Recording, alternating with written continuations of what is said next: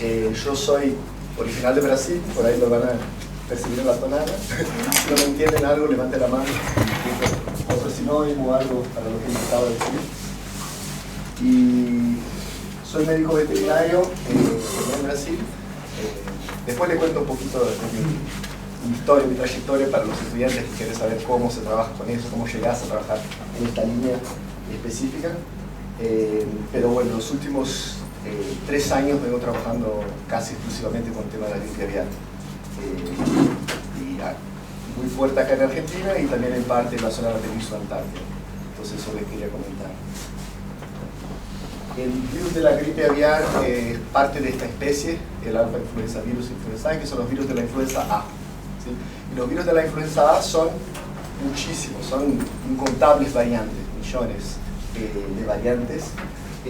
Tienen esa pinta, no se destacan mucho las variantes entre ellas, pero en el tiempo ya de los anticuerpos pudimos reconocer que había subtipos según 2 proteínas que tienen la superficie. La proteína H, que es hemaglutinina, y la proteína N, que es neuraminidasa. Y según se van clasificando los grupos, se conocen hoy 18 grupos de H y 11 grupos de N. Y esos grupos se pueden recombinar, entonces puede ser H1N1, H1N3, H5N1, y hay, no todas las combinaciones existen, pero básicamente casi todas. Y estas variantes, sobre todo el H, es muy decisivo para cuál hospedador puede ser infectado por un grupo de virus de influenza A. Y vemos sucesos y esto. Entonces, las aves, claramente, las silvestres y las domésticas, son los hospedadores principales de los virus de influenza A en la naturaleza, en el mundo. Todas las variantes de 1 a 16 pueden infectar las aves. ¿Sí? Después, todo bien, tenemos la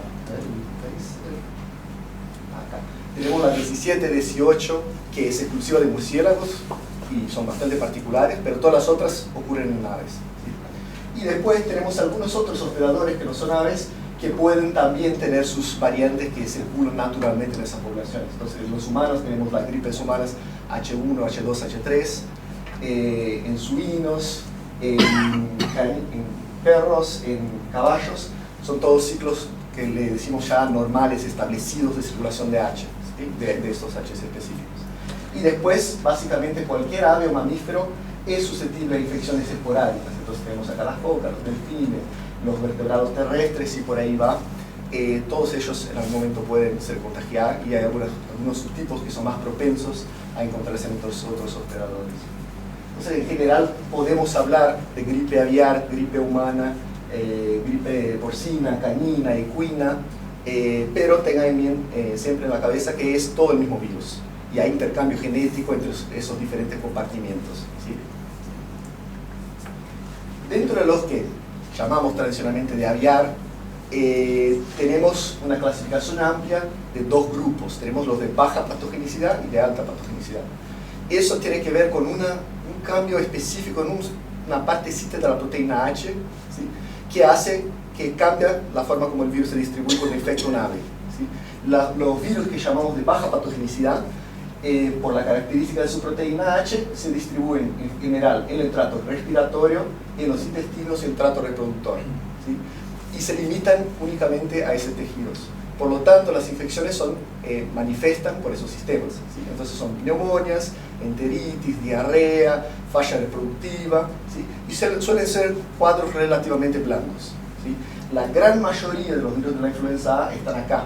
Y todos los de la naturaleza que ocurren en la fauna silvestre históricamente, evolutivamente, están en ese grupo. ¿Sí? Pero lo que pasa es que a veces esos virus pueden sufrir una mutación y solo los que son del subtipo H5 o H7 son pasibles de esa mutación. ¿Sí? Los otros subtipos automáticamente tienen que ser de ese grupo. Pero algunos H5 pueden tener una mutación en la hemaglutinina que hace que el virus empiece a infectar básicamente todas las células del cuerpo del ave. ¿Sí? Entonces, va a tener un tropismo muy fuerte por el sistema nervioso, pero va por todo el trato intestinal, va al vaso, al páncreas, al riñón, a piel, a huesos, a cualquier parte del cuerpo. De todos estos tejidos, claramente el sistema nervioso es el más sensible, ¿sí? Porque cuando infecta una neurona y la mata, vos al toque con 1% de pérdida de tejido, ya empezás a tener síntomas graves y te puedes morir, mientras que si perdés 1% de tus células del vaso, pasa bastante bien. Entonces, el hecho de que infecte el sistema nervioso central se hace clave porque implica una morbidad y una mortalidad mucho más alta. Morbidad es la probabilidad de que te enfermes, o la proporción de los animales que se van a enfermar, y mortalidad la proporción de animales que se van a morir, ¿sí? Entonces, eso llegamos a 90, 100% de morbidad-mortalidad, y acá estamos hablando de no llega ni a 10% la mayoría del tiempo. La mayoría de los animales tienen la infección y no tienen síntomas, no tienen enfermedad y no se mueren de eso. ¿Cómo surgen estos virus de alta patogenicidad? De lo que sabemos hacia hoy, no surgen espontáneamente en la naturaleza. Hay como 50 eventos documentados de surgimiento de un virus de alta patogenicidad, y todos ellos ocurren en la interfase de producción avícola industrial o de subsistencia de diversos países. La mayoría de los casos documentados fueron en Europa, y eso quizá tiene que ver con la mayor capacidad de documentar cuando eso pase, pero también con la estructura de producción avícola de aquel continente. Y eso pasa cuando vos tenés un virus de baja patogenicidad, del subtipo H5 o H7, que por una falla de bioseguridad entra en el sistema de producción, ¿sí? Y en el sistema de producción lo que encuentra son un montón de hospedadores de la misma especie, de la misma edad, que nunca estuvieron expuestos a un virus de la influenza antes, con condiciones higiénicas a veces deficientes, ¿sí? Y eso le permite al virus diseminarse de una forma muy agresiva. Y es más, desde el punto de vista evolutivo, si vos sos una variante del virus que es más agresiva, entonces que tiene la mutación en el H5 o el H7, te beneficias mucho en ese ambiente, ¿sí? Te propagás de forma muy rápida y vas saltando de granja en granja y causando brotes masivos con mucha eficiencia, ¿sí? Entonces, el contexto de la producción avícola es lo que permite que se seleccionen las mutaciones más agresivas. Es probable que estas mutaciones pasen acá, pero ahí tenés una combinación de hospedador de ambiente que no permite seleccionar estos virus tan agresivos, ¿sí? Pero cuando llegas a una cantidad de virus de alta patogenicidad muy alta en ese sistema y acumulás varias mutaciones adicionales que apoyan ese perfil agresivo del virus, lo que puede pasar es que este virus se vuelva a introducir a la fauna silvestre. Y ahí, con ese conjunto de mutaciones bien seleccionado, puede causar desastre en la fauna silvestre. Y esa es la situación que vivimos, ¿sí? En la mayoría de los casos, lo que se ha logrado hacer con mucha eficiencia es cortar acá. Entonces vos tenés un brote, identificás que hay una variante de alta patogenicidad, matás toda la gallina de esta granja, matás todas en un rayo de 3 kilómetros, haces una zona de vigilancia en un rayo de 7 kilómetros, y cualquier nuevo caso repetís, ¿sí? Y con eso cortás acá, ¿sí? Pero hubo una vez que pasó eso, en el 96, en el sureste de China, y falló, no se pudo controlar completamente. Y nosotros vivimos la consecuencia de eso hacia hoy. Perdón, usted sabe que venía ahora, pero justo le estoy gancho en el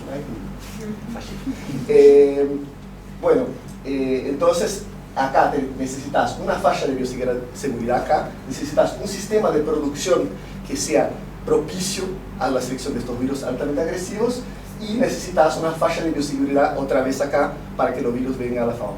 Una vez que se establece acá, el virus va y viene, y es lo que vivimos hoy. Tenemos brotes en granjas, tenemos brotes en fauna silvestre, y se hace imposible controlarlo, ¿sí? Y eso, en el 96 hubo un virus que escapó de ese control, se estableció en fauna silvestre, primero en Asia, después en Europa, después cruzó a América y ahora llegó acá, donde estamos nosotros. Y está en una situación donde no tenemos más herramientas para controlarlo, porque acá es demasiado amplio y nuestra capacidad de operar ahí es muy limitada. Cuando el animal está infectado por la variante de alta patogenicidad, los síntomas que va a presentar, bueno, pueden estar relacionados con cualquier sistema, ya que el virus va a todos los sistemas, todos los tejidos del cuerpo, ¿sí? Predominan los síntomas neurológicos. Entonces, el comportamiento normal, que puede ser desde un animal que parece perdido, desubicado, que se mete en un lugar que no tiene nada que ver con su hábitat natural, entonces tenés aves marinas que entran en el continente, tenés lobos marinos cruzando carretera, tenés rapaces que se perchan en el piso y no se van cuando te acercás, cosas que no está mal, pero es raro, ¿sí? Empieza ahí, y después se va poniendo cada vez más severo, entonces dificultad para caminar, dificultad para volar, dificultad para pararse, temblores, posturas raras, y por ahí va, ¿no? Entonces eso, un ave que se va en una zona portuaria y se queda ahí sentadito en el piso, y después se lo testea y resulta positivo, por ejemplo.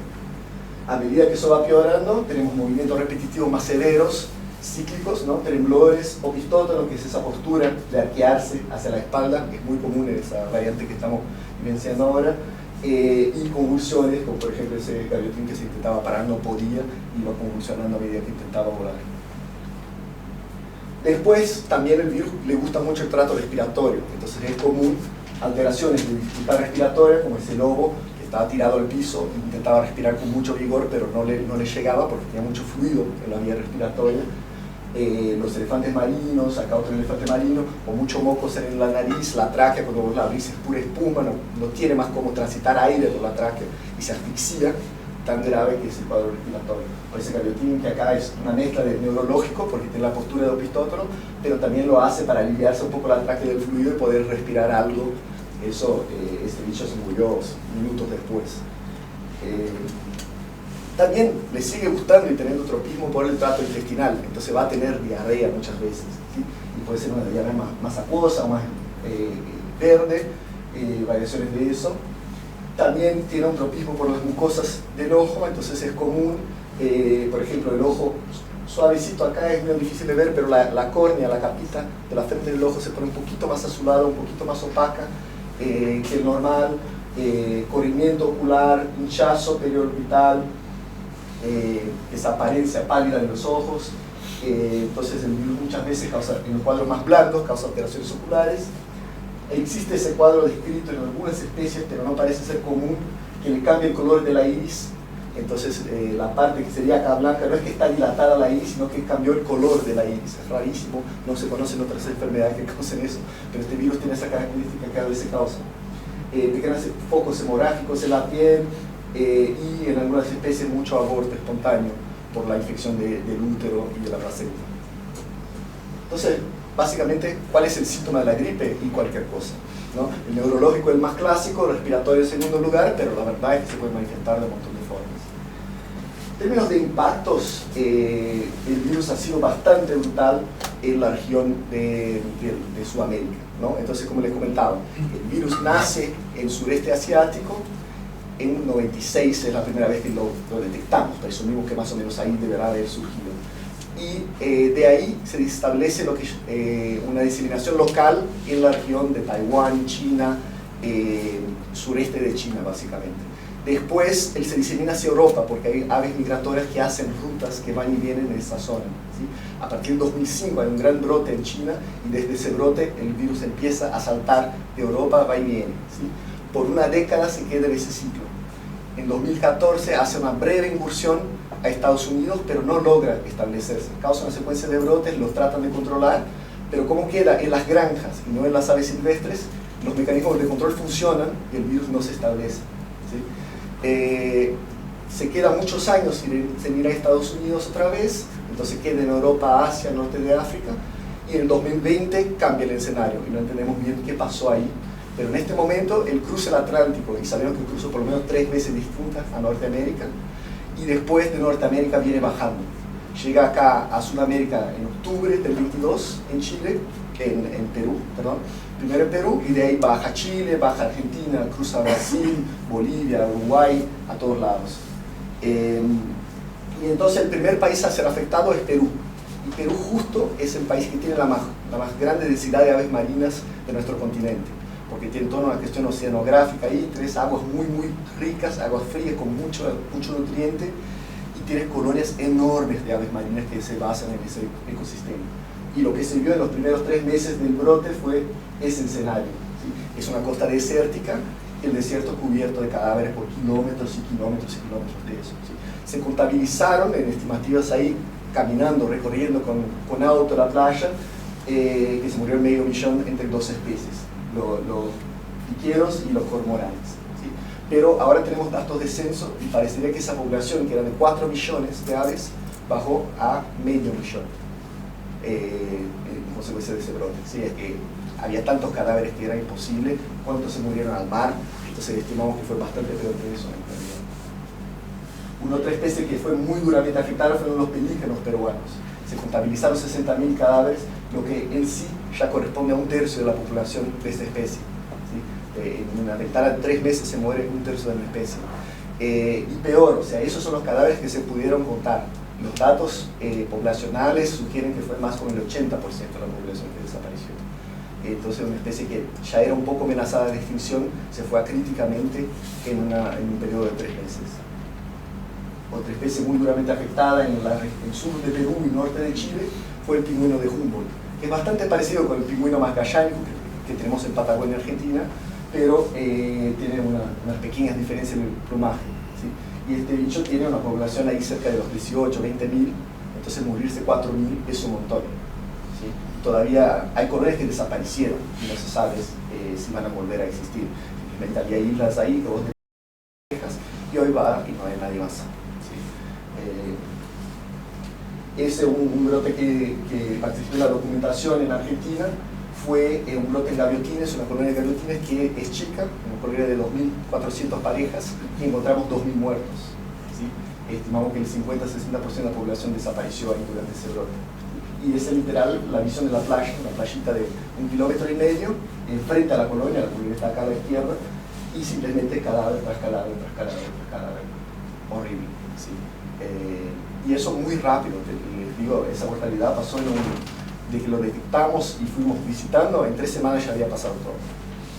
Muy rápido, cuando arranca es tremendo.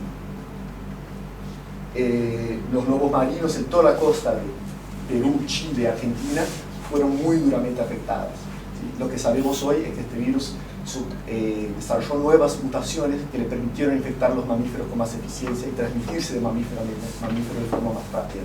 Entonces los lobos marinos fueron los principales diseminadores del virus en la costa patagónica y esa, que es la colonia más grande de Argentina, sufrió una caída y 1/4 de los animales desaparecieron en razón de estos brotes.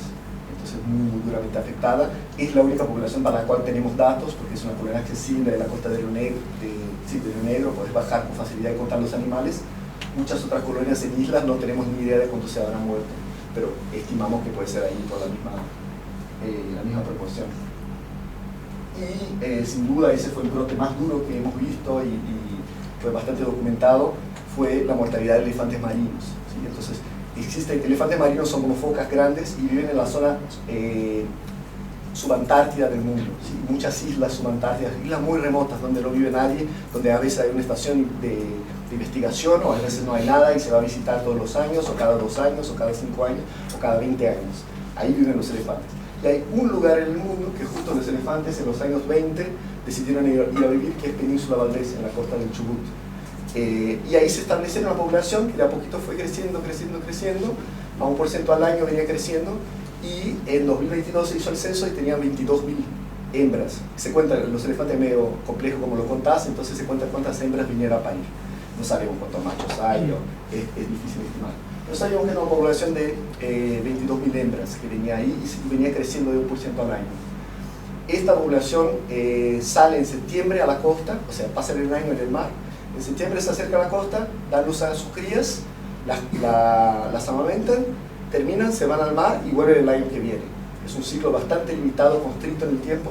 Es entre septiembre y octubre, se pasa todo, ¿sí? Y justo septiembre-octubre los lobos tenían un montón de influencia en la zona. Y lo que pasó fue que estos bichos fueron expuestos y tuvieron el 95% de las crías, todo eso son cadáveres. El 95% de las crías se murieron aquel año, ¿sí? No sobrevivieron el 5%. Entonces 17.400 crías estimamos que murieron. Obviamente no contamos todas las crías, pero hicimos censos en varios lugares a lo largo de toda la distribución y consistentemente todos mostraban exactamente lo mismo. Y las hembras desaparecieron y no sabíamos si estaban muertas, porque no encontramos tantos cadáveres, o se habían muerto en el mar, o simplemente habían ido al mar y habían sobrevivido. Hoy, con 2 años más de datos, estimamos que en torno al 40% de las hembras han muerto, porque nunca más las vimos y deben estar en el fondo del mar y nunca las vamos a encontrar. Hicimos proyecciones poblacionales y estimamos que va a llevar por lo menos 70 años para que esa población vuelva a ser lo que era en 2022. ¿Sí? Y eso en el escenario más favorable, que todo le va bien, más probable que demore 90 a 100 años. ¿Sí? Entonces fue un impacto durísimo, un retroceso enorme a una población que hace entonces venía joya, que era espectacular. Y la región antártica, el virus sigue se distribuyendo y de Patagonia usa Patagonia como el trampolín para saltar a la región antártica. Si vemos acá, el virus, como les comentaba, ¿no? Llega en Sudamérica, acá, en Perú, por octubre del 22, se disemina. Tenemos en Argentina 2 olas, tenemos una en febrero del 23, hacia más o menos julio, entonces una ventana de 3 meses, 4 meses tenemos consecuencias de brotes en granja, en fauna silvestre. La cosa se acalma un poquito y en agosto vuelve otra vez, a veces los lobos marinos, en la fauna patagónica. Y acá entre agosto a diciembre tenemos grandes brotes en la costa patagónica. Un poquito después, en octubre ya del mismo año, ya lo vemos aparecer en Malvinas y en Georgia del Sur, ¿sí? Y ahí causa brotes muy parecidos a los brotes de Patagonia: elefante marino, lobo, foca, lobo marino, aves marinas, ese tipo de cosas. Después, en enero, salta a la península antártica, ¿sí? Esa zona justo es la más cercana de Sudamérica, pero también es la más densa de vida. El tema de Antártida es que hay mucho hielo y los bichos no pueden vivir en el hielo. Y justo acá tenés, por cuestiones geográficas, una costa que permite que el hielo se vaya en el verano y los bichos pueden venir a reproducirse. Entonces, afectó justo el área más sensible. Acá hay muy poca fauna en el resto del continente. Y después, el año siguiente, la primavera siguiente, empieza una diseminación hacia el este y viene ahí la Guff, y va Marion, Crozet, Kerguelen, va sucesivamente en varias islas en distancias larguísimas. Acá estamos hablando de 5.000 kilómetros, ¿sí? Hace saltos enormes que se supone tienen que ver con las migraciones de esas aves, como los albatros, que hacen migraciones larguísimas siguiendo los vientos que son en sentido horario en la zona antártica, ¿sí? La última noticia que tenemos es esta isla Hearn, que fue en noviembre del año pasado, y lo que pasa es que acá tenés un gran espacio sin islas. Entonces, ojalá no pueda seguir saltando por falta de islas, pero tenés acá ya las islas Macquarie y las islas neozelandesas, y si logra completar el ciclo, ahí completó la vuelta, ¿sí? Entonces estamos estos últimos años al pendiente de si va o no poder hacer ese salto. Por suerte, desde acá no se diseminó más hacia donde sabemos, pero sigue. Entonces esas islas donde llegó, sigue estando. Los impactos en la región subantártica fueron durísimos, ¿sí? Ese es un lugar en Isla Malvinas, se llama Steeple Jason. Es ponerle mi sueño de vida visitar ese lugar, no tuve la oportunidad aún, pero es la colonia más grande de albatros de cera negra, ¿sí? Altísima densidad, 200.000 parejas en esta isla.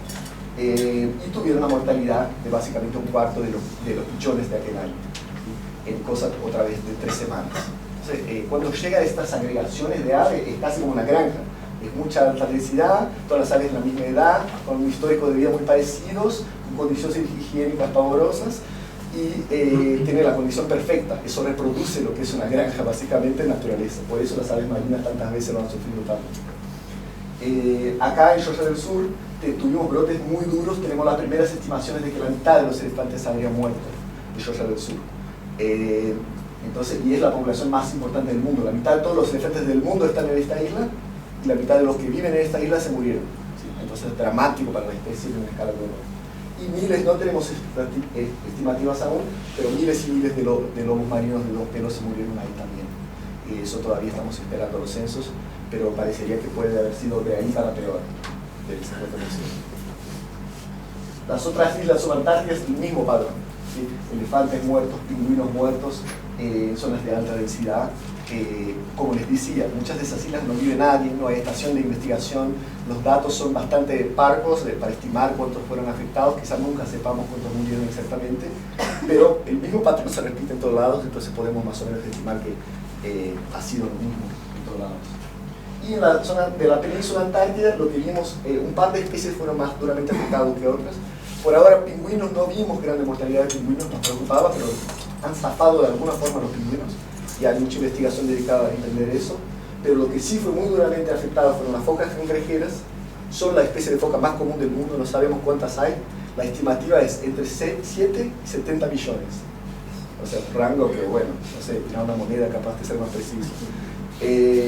Pero sabemos de cientos de focas que se mueren. Y el tema de esas focas es que se reproducen en invierno, cuando el mar se congela, y ellas ahí suben sus pocitos, dan la luz, amamentan, y cuando el hielo se parte, listo, la cría ya está lista y se separa, ¿sí? Y nadie va a la Antártida en invierno, porque siempre es noche y porque no podés navegar cuando el mar está congelado, excepto si tenés un avión que cuesta una fortuna y no tiene motivo para ir ahí en invierno, ¿sí? Entonces no tenemos idea de cuántas focas mueren, porque después el hielo se rompe y nunca lo vemos. Acá justo un avión de crucero que fue temprano en la temporada y se encontró con hielo, esperaba que estaba descongelado y resultó que estaba congelado, y a lo lejos vieron centenas de focas y así sabemos que se murieron, pero probablemente fueran miles y miles y no tenemos nada. Y la otra especie que fue muy afectada son las escúas. Escúas son como parientes de las gaviotas, pero son más depredadoras, son un poco como rapaces del mar. Son estas aves marrones así. Y ellas fueron cientos de animales muertos, lo que por ahí no parece tanto, pero son aves que no son muy comunes, ¿sí? Como rapaces en general, vos tenés pocos por hectárea, ¿sí? Y entonces estimamos que por ahí lo que murió es cerca de un cuarto, un quinto de la población en 2 años, ¿sí? Y todavía estamos juntando, justo ahora que tenemos un proyecto grande, que son varios investigadores de varios países, que van a juntar todos los datos de fragmentitos que cada uno tiene para tratar de hacer una estimación de cuántas especies habrán muerto. ¿Qué se puede hacer con la gripe ahora, después que ya pasó todo? Y la verdad es que somos muy limitados, ¿sí? La gente siempre pregunta de vacunas. ¿Podemos vacunar la fauna? ¿Podemos vacunar los pingüinos, los elefantes? Hay experimentos para eso, para algunas especies muy amenazadas en condiciones logísticas muy particulares. Entonces existe intento de vacunar a los cóndores de California, que existen menos de 500 individuos y todos son monitoreados, marcados y fácilmente capturados, ¿sí? Entonces con esos bichos sí se hizo intento. Hay experimentos algo con pingüinos, los franceses han trabajado, pero de forma muy limitada. Los neozelandeses, que tienen un montón de especies, que a veces la especie tiene 50 individuos, 100 individuos, han trabajado la cuestión de la vacuna para estos casos extremos, ¿sí? Pero si no sabemos ni cuántos millones de focas cangrejeras existen, anda a vacunarlas, imposible, ¿sí? Entonces logísticamente y el costo simplemente no es factible como estrategia de larga escala. Algo que se ha visto un poquito en Europa es que cuando vos sacás los cadáveres de la colonia, eso es colonias de gaviotines en Europa, lo que hicieron algunas colonias que las marcaron acá en rojo, no hicieron nada, simplemente contaron los cadáveres y los dejaron donde estaban. Y en otras colonias, que son los círculos azules, ellos sacaban los cadáveres cuando lo veían, ¿sí? Y los descartaban. Y lo que vieron es que donde se hacía ese manejo de sacar los cadáveres, la supervivencia era un poco más alta, ¿sí? Tenía que ver también con la fecha en que el brote había empezado, por toda la cuestión de la estacionalidad, la reproducción, pero sistemáticamente donde se había hecho eso de sacar los cadáveres ayudaba. Entonces eso es algo que podemos hacer. El tema es que a veces al entrar en una colonia todos los días para sacar cadáveres, estás causando tanto impacto a los animales a la vuelta que no vale la pena, porque todo bien, no mueren de influenza, pero mueren de otras cosas. Las crías son abandonadas por sus padres, se los pisan los huevos, entra un depredador y le roba la comida, o le mata el pichón, y vos tenés un impacto que es peor que lo que tendría si no hiciera nada, ¿sí? Entonces esa es siempre parte de la cuenta. En otro caso simplemente no es factible, ¿sí? En Patagonia con los elefantes, ¿cuántas toneladas de cadáver tenías que desechar? ¿Dónde se los desecharía? El impacto ambiental de cavar tantas cuevas y tirar eso. Vas a cambiar suelo, vas a cambiar flora, como tenés que pensar más allá de simplemente estos bichos. Y además, el riesgo humano de la gente, quién se va a arrastrar esos cadáveres, no se va a exponer porque podemos sufrir la infección del virus también. Y la logística, que bueno, acá es terreno blando, pero la mayoría son acantilados durísimos que no podés bajar con un tractor. Son playas que simplemente no llegás. Llegás a pie, con escalada y con un cierto nivel de atletismo, si no, no llegás. Entonces sacar un cadáver, pensar que un macho puede llegar a 4 toneladas, simplemente no existe, ¿sí? Entonces esos cadáveres se dejaron ahí a pudrir y si vos vas a esa playa, hacia hoy te encontrás con huesos por todos lados porque se quedaron ahí. Lo que de verdad podemos hacer es trabajar acá, al inicio, cuando empieza el sistema, que son las tareas de bioseguridad en las 2 puntas del sistema, y pensar en sistemas productivos que no faciliten, que no promuevan, que beneficien virus que tienen ese perfil agresivo, ¿sí? Entonces pensar en unidades productivas menores, pensar en distribución etaria mezcladas en el mismo conjunto, sistemas de producción verde, en fin, toda la parte de gestión de producción de la forma más sostenible y más sensible a la cuestión de enfermedades y de ambiente. Y bueno, quería comentarles un poco de cómo es el trabajo en vida real, ¿no? André me preguntaba un poco de cómo es de verdad. Una cosa es el trabajo final, el resultado de un gráfico, pero cómo llegás a eso, cómo aprendimos todo lo que aprendimos en el virus. Yo les puedo contar mi experiencia personal, en que básicamente yo estoy ubicado en Puerto Madryn, ¿sí? Una ciudad costera en la provincia de Chubut, hermosa ciudad, y estoy a entre 1 y 5 horas de las colonias de los animales en que trabajo en auto, ¿sí? Entonces directamente manejamos ruta del ripio y llegás a una colonia de cormoranes, una colonia de pingüinos, de elefantes, de espumas, y listo, ahí estás y puedes directamente agarrar los animales, ¿sí? Es remoto, es lejano, tenés algunas cosas logísticas, pero no es nada estratosférico, ¿no? Ya en la Antártida el tema se complica un poco, cómo llegas a Antártida. Y básicamente tenés dos caminos. O vas con un programa antártico, como Argentina tiene el Directorio Nacional Antártico, que tiene navíos, tiene bases, y podés sumarte a la campaña, hacer los programas de investigación que ya existen y hacer muestreos. O podés, lo que hicimos, logramos una financiación y alquilamos un barco que nos llevó. Alquilás el barco completo con tripulación, con todo, y le decís el itinerario y te llevan. Sale una fortuna, pero es una opción. Y bueno, acá para que tengan idea, es un barco chico. O sea, ahí entrábamos, en máximo entran 12 personas, ¿sí? Y vas a cruzar el mar con eso, y cuando quieres bajar a un lugar, te sacas el botecito, y el botecito te lleva, y ahí bajas a la isla a agarrar los animales, a hacer lo que tienes que hacer. Entonces es tu casa, es tu laboratorio, es tu medio de transporte, todo en una por semanas, básicamente. Hay las 2 expediciones que hicimos, el 23 y el 24, y esos son equipos chicas, son 3 tripulantes y 8 o 9 científicos, y ahí juntábamos biólogo, veterinario, virólogo, técnico de biología molecular, como una combinación de patólogos, diferentes perfiles de trabajo, expertos en aves, expertos en mamíferos, y juntos teníamos tareas, como cada uno hacía sus cosas.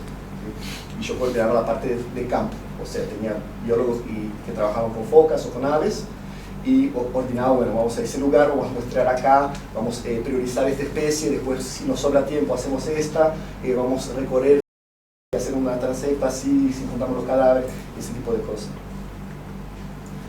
Como es un virus que puede infectar a los humanos, la bioseguridad es un aspecto crítico de todo lo que hacemos, ¿sí? Entonces así nos vestimos en el campo, es el completo, entonces tenés un mameluco impermeable, puede ser esos que son descartables, que trabajan mucho en Patagonia, o en Antártida, esos que son de goma, que podés reutilizar, lavar y reutilizar, doble guantes, bota, barbijo y antipatas, ¿sí?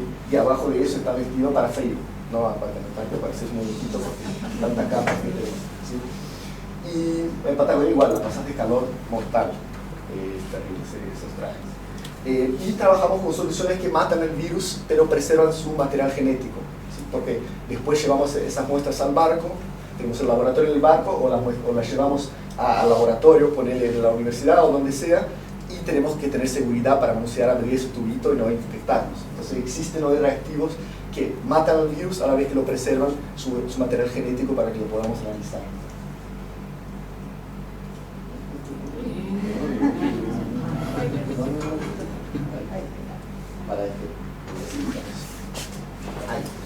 Parte del trabajo primero es llegar al lugar y hacer un reconocimiento de lo que pasa, ¿sí? Entonces vamos a la colonia, acá es un lugar que se llama Punta León, acá tenés cormoranes, acá tenés un parchecito de gaviotines y todos esos arbustos son nidos de gaviota, ¿sí? Tenemos 3 especies, haces un recorrido por la vuelta, no te metes en el medio de la colonia para no matar los bichos, también como les decía, pero haces un recorrido a la vuelta, tenemos drones, entonces volamos el dron para también tener fotos y poder contar después con calma las especies y los números de nido, todo eso.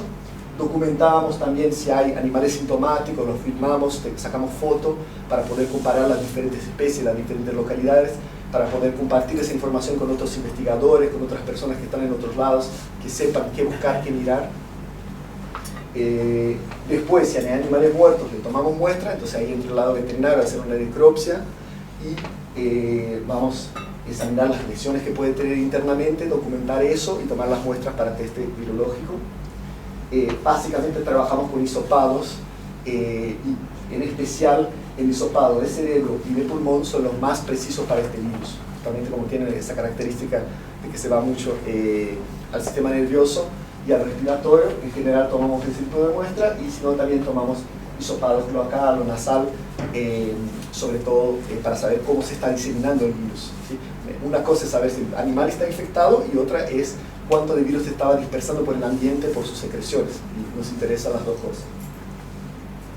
Los animales vivos, también vamos a buscar animales que estén o enfermos o bien animales asintomáticos, animales que están ahí en la colonia reproduciendo. Eso es un petrel gigante, un depredador también del ambiente antártico, y le vamos a sacar los hisopados y la sangre. ¿Sí? Acá está sacando sangre de la yugular de un pingüino Papúa en Antártida, y acá sacan hisopados del mismo animal, ¿sí? Entonces el hisopado orotraqueal y el hisopado cloacal, y con eso podemos decir si hay animales que están superviviendo a la infección de forma aparentemente asintomática, ¿sí? Y la verdad es que nos sorprendimos que hay unos tantos que son asintomáticos.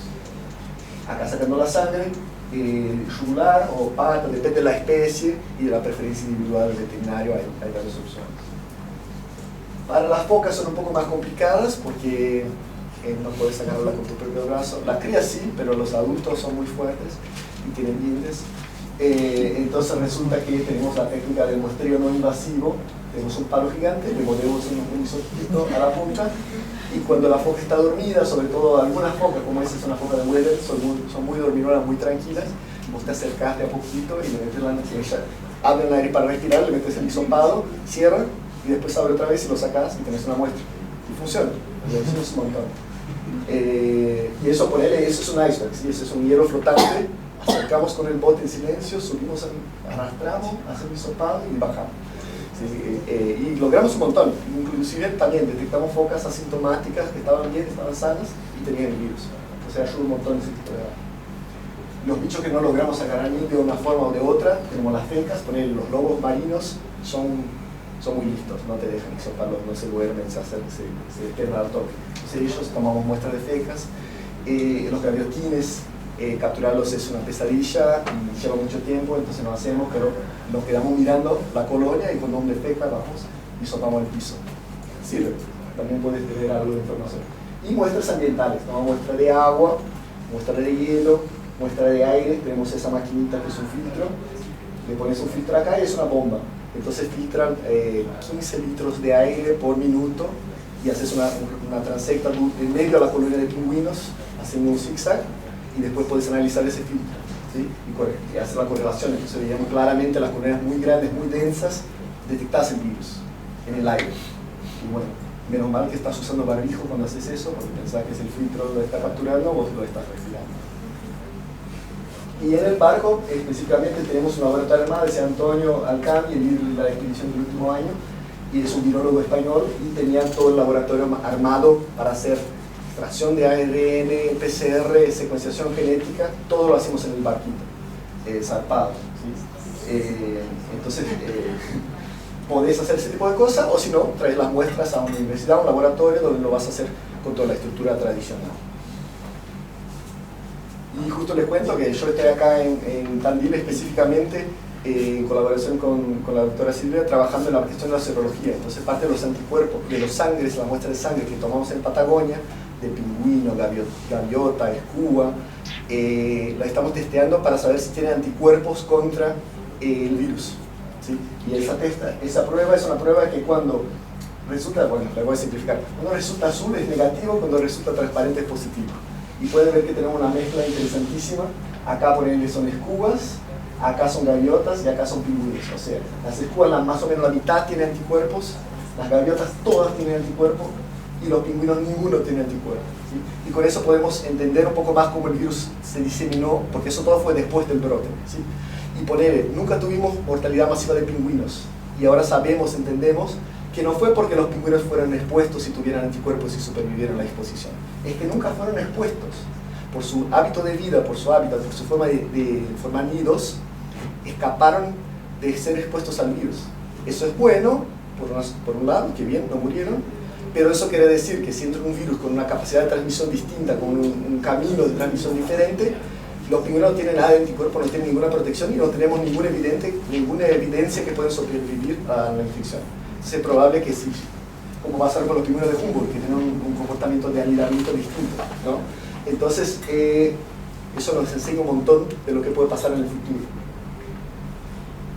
Y para que tengan idea, todo eso, lo que les conté de Patagonia, pasó 2023-2024, y en Patagonia desde febrero del 24 no vimos más gripe, ¿sí? Las cosas vienen tranquilas. Pero el virus sigue, ¿sí? En Sudamérica, en 2025 volvió, primero en el Chaco, después acá en la provincia de Buenos Aires, en Brasil, después bajó otra vez y ahora en febrero estamos viendo que volvió y justo acá en la provincia de Buenos Aires. Específicamente este lugar, en la laguna Salada Grande, se llama así. La laguna de Salar Grande, a 200 kilómetros de acá, está en medio de un brote ahorita, ¿sí? Nosotros estuvimos con Agostina ayer y fuimos a muestrear, está muriendo cisnes en el momento, principalmente. Y está, sigue, ¿no? El virus sigue circulando. Es más, cuando vimos la genética del virus, de lo que sabemos del brote del año pasado, es que el virus se mezcló con virus de baja patogenicidad, los patos de Argentina y de Bolivia. Los virus que ya circulaban ahí donaron algunos genes a esta variante agresiva, y ahora esa variante se está adaptando a circular a las aves de acá, ¿sí? Entonces es un problema muy activo, muy vivo y que sigue. Entonces, para que tengan idea, va a seguir siendo importante tanto para la fauna como ahora tenemos brotes acá notificados ayer en la fauna comercial, en los animales de producción comercial, ¿sí? Y esa interfase va a seguir existiendo, transmisión entre la producción avícola y la fauna silvestre. Y justo para contarles ahora, el virus apareció en los elefantes marinos del norte, ¿sí? Tenemos dos especies de elefante marino en el mundo, las del sur, que les comentaba que se murieron en gran cantidad en varias islas y en Patagonia, y tenía esa especie que es mucho menos común, que solo existe en la zona del Pacífico, en la costa de México y Estados Unidos, en algunas islas ahí en la costa. Son pocos individuos, una trompita un poquito más larga y son un poquito menores, y habían zafado antes del virus. Y ahora recién se lo detectaron y está pasando un brote importante, ya se murieron 30, lo que para este bicho son colonias chicas, es bastante, y se está desarrollando a plena velocidad en Isla Año Nuevo, que es un lugar de California. Y yo justo el lunes fui para allá para estudiar y muestrear, porque es un grupo que colabora un montón, vinieron acá, estudiaron los elefantes marinos con nosotros acá en Argentina, y desarrollamos un montón de técnicas y de protocolos y de procedimientos, y ahora la idea es volver y hacer lo mismo allá para tener el comparativo de las especies y poder entender un poco más. Y me preguntaba Andrea si podía comentarle un poco cómo se llega a trabajar con eso, porque yo, es cierto que a veces doy charlas como esa y los estudiantes dicen, ay, qué lindo, parece Disney, pero o parece National Geographic, pero ¿cómo se hace para...? Imposible llegar ahí, ¿no? Y no, es imposible, o sea, llegué y no sé nada especial, se puede. ¿Cuál es el camino? Justo mi camino fue un poco tortuoso, les voy a contar, pero no necesariamente tiene que ser tan tortuoso. Yo entré en la veterinaria en 2004, para que tengan idea, tengo 40 años hoy, entré ahí con 18, algo así. Y ya durante el segundo año de la graduación ya empecé a hacer pasantías, porque sabía al toque que me interesaban los animales silvestres, ¿sí? Entonces tenía justo un profesor en la facultad que trabaja con la cuestión de comportamiento animal, no era muy veterinario, pero me interesó. Trabajaba con el Aguaraguazú y hice una pasantía y desarrollamos un proyecto de investigación en que yo me quedaba sentado enfrente del Aguaraguazú anotando todo lo que hacía. Bastante aburrido, pero me encantó, aprendí un montón de Aguaraguazú, aprendí un montón yo mismo, porque la cantidad de meditación que hace cuando estás anotando me fascinó, pero bueno, después fui y empecé a hacer pasantías con felinos silvestres en la zona de selva atlántica, en el sur de Brasil, sur y sureste de Brasil. Entonces ahí eran proyectos de monitoreo para entender cómo los pumas, cómo los gatos monteses, los gatos de pajonal usaban el ambiente en zona agrícola versus zona de plantío de eucalipto versus mata nativa. Entonces teníamos cámara, víamos feca, capturábamos, poníamos transmisores, intentábamos entender un poco cómo los animales se manifestaban ahí. Y me re gustó. Después seguí con los tapires, hay un proyecto fuerte de conservación de tapires en zonas de humedales en Brasil, y entonces lo mismo, capturábamos tapires, le poníamos trampas, los capturábamos, le poníamos transmisores, hacíamos un montón de serología y diagnóstico de enfermedades zoonóticas, porque los tapires tienen varios patógenos que pueden ser o zoonóticos o como la aftosa, que pueden ser importantes para la ganadería. Entonces aprovechamos y investigamos el rol que tenían como reservatorios para esos patógenos. Mientras tanto estudiaba y juntaba plata, y el último año de facultad pedí para interrumpir la graduación y me fui a hacer pasantías de 6 meses en Norteamérica. Entonces ahí me fui a Canadá, hice pasantía con el alce, se dice, con alce y con otros bichos en zonas de semi-cautiverio, le dicen. Entonces son alambrados muy grandes donde los bichos están sueltos y no puede ser tipo un safari, pero los bichos están ahí, o sea, no les dan comida, nada. Y estuvo buenísimo, un montón de abordajes educacionales y cosas así. Y también ese mismo año, con los ahorros que tenía, me vine a una pasantía acá en Argentina, con cóndores en Río Negro. Un proyecto que trata a cóndores que se fueron lastimados, que les pasó algo, los rehabilita, después los lleva a una zona de montaña y los suelta. Y nada, tenemos que cuidar a estos bichos, darles de comer, oveja podrida, y acompañarlos y después monitorear qué hacían después que los soltábamos. Ahí conocí la Patagonia y me enamoré. Y supe que quería volver y que quería trabajar en Patagonia, y fue como, había ya trabajado en selva, en humedal, en un montón de lugares, y la Patagonia fue distinto y sabía que ahí era. Entonces me reuní con quien vendría a ser mi director de doctorado y le dije, yo acepto cualquier proyecto que me des, con lo tanto que me lleve a Patagonia. Él dice, bueno, yo justo tengo un proyecto con tema de parásitos de pingüino, hemoparásitos como malaria y otros parecidos, que era un problema fuerte en los centros de rescate de pingüinos en Brasil. Entonces el pingüino magallánico sale de Patagonia y va a Brasil todos los años. Cuando se los rescatan, los llevan a una institución veterinaria para cuidarlos y rehabilitarlos, muchas veces tienen esos parásitos y se mueren un montón, y no sabemos nada de esos parásitos. Entonces me propuso un doctorado en que estudiamos la genética del parásito, las especies que había, qué les causaba lesiones del tejido. Fue un doctorado en patología, muy enfocado en lesiones, fitopatología, todo eso. Y un componente del proyecto era venirme a Patagonia a muestrear los pingüinos. Y ahí conocí a Marci, que vendría a ser mi jefe muchos capítulos después, que trabajaba con estos bichos, las coronas patagónicas, ¿sí? En medio a eso, tenía un sistema de beca en aquel entonces que podías pedir para ir en otro país. Entonces yo pedí para ir, pasar 6 meses en Australia, trabajar en la Universidad de Tasmania, con los pingüinos de ahí. Hacer la misma cosa, buscar los mismos parásitos, pero en esta especie que es más chiquita. Y viven en una zona de selva, re distinta. Y encontramos otro parásito, estuvo muy interesante. Terminé el doctorado, salí a trabajar con consultoría ambiental de petróleo, porque como había trabajado un montón con pingüinos, en algunos casos en derramamientos de petróleo, me había gustado, era interesante, entonces dije, bueno, voy a probar algo distinto que no sea investigación, y fui a trabajar con consultoría, y la idea era formular los planes. Esas empresas petroleras necesitan, frente al gobierno, tener documentos y planes que dicen, si va a pasar un derramamiento, acá tengo lo que necesito para capturar un bicho, en 48 horas te construyo jaulas para 200 animales, vas a necesitar agua con esta característica, tener todo el plan. Y yo escribía esos planes, entrenaba a la gente, compraba las cosas. Estaba bueno en teoría, pero era medio aburrido. Entonces me quedé un año y dije, ya fue, listo, gracias. Pero bueno, después fui a hacer una postdoc, o sea, me entregué, soy investigador y todo bien. Y fui a hacer una postdoc en Sudáfrica con aves marinas, y ahí hacíamos enfermedades transmitidas por garrapatas, porque bueno, si había alta densidad de aves, la garrapata. Entonces trabajamos con varias aves de Sudáfrica directamente, como el garret, que es como un piquero blanco, grande, lindo.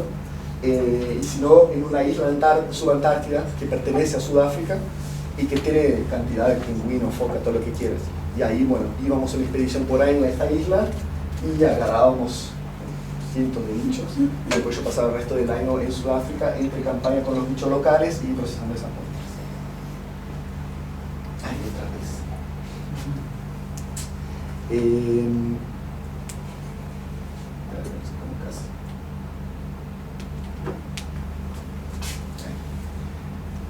Después, todo bien en Sudáfrica, pasé 2 años y medio, casi 3 allá, pero quería volver. Entonces volví a Brasil, no de donde soy, de São Paulo, pero un poco más al norte, a un lugar que se llama Espírito Santo, en la costa tropical, y ahí tenía un centro de rescate de fauna marina, que era un ONG que se dedicaba por gente que se preocupaba por los animales y quería ayudarlos, pero también prestaba servicios a la industria petrolera, naval, que necesita cuando les aparece un pingüino en el puerto y tienen que hacer algo con eso, no pueden simplemente patear o echar, tienen que darle un mantenimiento digno. Entonces ONG le prestaba ese tipo de servicios. Y muchas tortugas, muchísimas tortugas, una zona tremenda, hay muchas tortugas marinas, rescatábamos cientos por año y les tratábamos, las cuidábamos para después liberar otra vez a la naturaleza. Y yo hacía toda la parte de investigación relacionada a ese centro, no era veterinario clínico, no medicaba a los animales, nunca aprendí eso, o sea, lo aprendí pero ya lo olvidé. Pero hacía la parte de monitoreo sanitario, un aspecto más epidemiológico, laboratorial, para asegurar que no estábamos soltando ningún bicho con una infección que le iba después hacer daño a los animales de naturaleza. Y en el mismo año empiezo a tener dos trabajos porque me invita Marcela, que yo había conocido con los pingüinos durante mi doctorado en Patagonia, y empezamos a hacer proyectos juntos de investigación. Entonces lo que pasa es cuando es la temporada de pingüinos, yo me venía acá, hacía muestreo, y después me volví a Brasil a mi trabajo normal del centro. Iba alternando y nunca sacaba vacaciones y terminé colapsado. No lo recomiendo, pero fue bastante interesante la experiencia. En febrero yo digo, bueno, no, basta, no puedo más, y reconozco por la segunda vez en mi vida que basta de intentar otras cosas, yo soy investigador y tengo que estar bien con eso. Entonces salgo del centro de rescate y paso a dedicarme en tiempo integral a la universidad, ¿sí? Y ahí, unos meses después, me vengo a vivir en Argentina, que no era necesario, pero me gustaba, ya que tenía que vivir todos los años. Digo, bueno, pruebo vivir una temporada y vemos qué onda, y re bien, y me quedé, me vengo quedando, trabajando con salud básicamente de la fauna patagónica, sobre todo. Trabajamos mucho con, bueno, el pingüino trabajamos mucho porque es fácil, hay muchos pingüinos, es fácil de agarrar, pero cada vez más vamos empujando por los bichos que son más difíciles, los elefantes que te muerden, o los bichos que vuelan y que tenés que hacer trampa para agarrarlo porque si no te muerden. Y entonces venimos cada vez más expandiendo a ese lado, y como les comentaba, en el 23 llega el virus de la influenza en mi vida y bueno, me lleva puesto. Todo lo que hago ahora es influenza porque es tan crítico, tan importante, que ya se lo todo, la Antártida y todo, el tema de la influenza se lo todo. Así que nada, no necesariamente pasa por todos esos caminos, pero empieza desde las pasantías que haces cuando sos estudiante a potencialmente una maestría, un doctorado, te abren puertas, y ahí vas haciendo conexiones nacionales e internacionales que te van la vida da vueltas y al final te terminas cruzando con la misma gente. Y por ahí hoy no tienes vaga, pero mañana sí tienes una posibilidad, y bueno, cuando viste, pasaste 2 décadas ya trabajando con los bichos y re bien.